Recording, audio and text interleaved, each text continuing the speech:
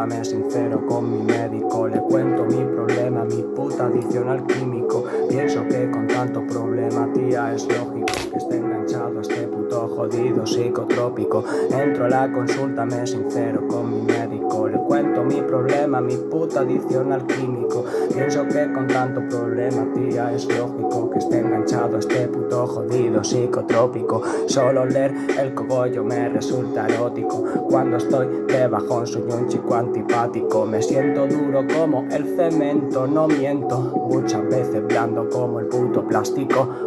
Sé que la gente es demasiado cruel, viviendo la vida como si fuera una peli. No puedo perder my life metido en el gel. Desde pequeño me di cuenta que haría si fuese un débil, pero nadie dijo que fuera fácil. Mente ágil, corazón muy frágil. Tú de qué te ríes, imbécil, si más quisiera tener este talento, estas perras, este movimiento que me hace así. Este movimiento que me hace así, este movimiento, mira cómo lo siento, no miento ni moriré del arrepentimiento. A veces me rayo, es normal, si a tu casa no puedo seguir porque tu madre me tirará y me dirá que si no me piro me denunciará. Es normal que todo sea tan injusto, que la vida y el salario de esta mierda no sea justo. Estoy improvisando, te voy a reventar con esta mierda de cámara que voy a grabar. Me cago en la puta, es lo que hay. Mira, dime si eres un chulo, mira qué guay.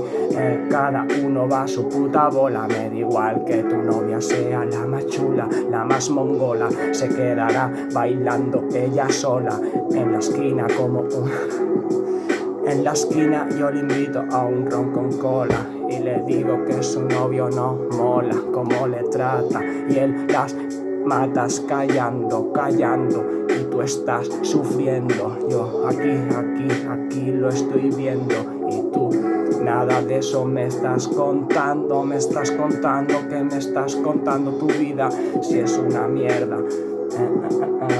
Tu novio un gilipollas y tu madre una creída que no da por ti un duro. Te espera un futuro oscuro.